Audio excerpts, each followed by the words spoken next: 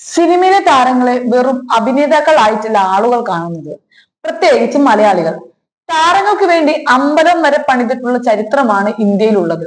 മോഹൻലാലും മമ്മൂട്ടിയും സിനിമയുടെ തലതൊട്ടപ്പന്മാർ ആയതിനു ശേഷം ഇവരുടെ പേരിൽ ഫാൻസ് ക്ലബ് തുടങ്ങുകയും ഓരോ സിനിമയും കഴിയുമ്പോൾ അതിന് നെഗറ്റീവായും പോസിറ്റീവായിട്ടുമൊക്കെ പ്രതികരിക്കുകയും ചെയ്യുന്നതും ഈ ഫാൻസ് തന്നെയാണ്. അവർക്ക് മോഹൻലാലും മമ്മൂട്ടിയും രണ്ട് യുദ്ധഭൂമിയാണ്, പരസ്പരം പോരടിക്കാനുള്ള രണ്ട് കൂട്ടർ. എന്നാൽ ഇവർ കരുതുന്നത് പോലെയല്ല കാര്യങ്ങൾ. മോഹൻലാലും മമ്മൂട്ടിയും രണ്ടുപേരും സഹോദരങ്ങളെ പോലെ കഴിയുന്നവരാണ്. വില്ലന്മാരാവുന്നത് വെറും തിരശ്ശീലയ്ക്ക് മുൻപിൽ മാത്രമാണ്. വല്ല സംശയവും ഉണ്ടെങ്കിൽ കഴിഞ്ഞ ദിവസത്തെ സംഭവം നോക്കാം. ശബരിമലയിൽ മമ്മൂട്ടിക്ക് വേണ്ടി പ്രത്യേക വഴിപാട് നടത്തിയിരിക്കുകയാണ് മോഹൻലാൽ. ഉഷപൂജയാണ് നടത്തിയത്. മുഹമ്മദ് കുട്ടി വിശാഖം നക്ഷത്രത്തിലാണ് മമ്മൂട്ടിക്കായി മോഹൻലാൽ വഴിപാട് നടത്തിയത്. ഭാര്യ സുചിത്രയുടെ പേരിലും നടൻ വഴിപാട് അർപ്പിക്കുകയുണ്ടായി. ഇന്നലെ വൈകുന്നേരത്തോടു കൂടിയാണ് മോഹൻലാൽ ശബരിമലയിൽ എത്തിയത്. പമ്പയിൽ നിന്നും കെട്ട് നിറച്ച് മല കയറുകയായിരുന്നു. മോഹൻലാലിനൊപ്പം അദ്ദേഹത്തിന്റെ സുഹൃത്ത് കെ മാധവനും ഉണ്ടായിരുന്നു. തന്ത്രിയുമായി കൂടിക്കാഴ്ച നടത്തിയ ഇദ്ദേഹം ഇന്ന് രാവിലെ നിർമാല്യം തോന്നതിന് ശേഷമായിരിക്കും മല ഇറങ്ങുക. അതേസമയം മമ്മൂട്ടിയുടെ പേരിൽ മോഹൻലാൽ നടത്തിയ വഴിപാടിന്റെ രസീത് സോഷ്യൽ മീഡിയയിൽ വൈറലാകുന്നുണ്ട്. ഇരുവരുടെയും ആരാധകർ ഇത് ആഘോഷമാക്കുകയാണ്. മോഹൻലാലിന്റെ സ്വന്തം ഇച്ചാക്ക എന്നാണ് പലരും കുറിച്ചിരിക്കുന്നത്. മമ്മൂട്ടിയുടെ സഹോദരങ്ങളെ പോലെ ഇച്ചാക്ക എന്നാണ് മോഹൻലാലും അദ്ദേഹത്തെ വിളിക്കുന്നത്. ഫാൻ ഫൈറ്റ് കൂടുന്നവർ അവരുടെ സ്നേഹം കാണൂ എന്നാണ് പലരും കുറിച്ചിരിക്കുന്നത്. മമ്മൂട്ടിക്ക് ആരോഗ്യ പ്രശ്നമുണ്ടെന്ന തരത്തിലുള്ള അഭ്യൂഹങ്ങൾ ഉയർന്നതിന് പിന്നാലെയാണ് അദ്ദേഹത്തിന്റെ പേരിൽ മോഹൻലാൽ വഴിപാട് കഴിച്ചിരുന്നതും ശ്രദ്ധേയമാണ്.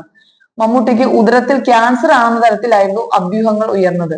എന്നാൽ ഇത് തള്ളി അദ്ദേഹത്തിന്റെ PR ടീം രംഗത്തെത്തിയിരുന്നു. മമ്മൂട്ടി ക്യാൻസർ ബാധിതനാണെന്ന പ്രചാരണം തികച്ചും അടിസ്ഥാനരഹിതമാണെന്നും താരം ആരോഗ്യവാനാണ്, റംസാൻ മാസം കാരണമാണ് അദ്ദേഹം തന്റെ തിരക്കേറിയ ഷെഡ്യൂളിൽ നിന്ന് ഇടവേള എടുത്തത് എന്നുമാണ് മമ്മൂട്ടിയുടെ PR ടീം പറഞ്ഞത്. മാത്രമല്ല, ഇടവേളയ്ക്ക് ശേഷം അദ്ദേഹം മോഹൻലാലിനൊപ്പം മഹേഷ് നാരായണന്റെ സിനിമയുടെ ഷൂട്ടിങ്ങിലേക്ക് മടങ്ങുമെന്നായിരുന്നു സ്ഥിരീകരണം.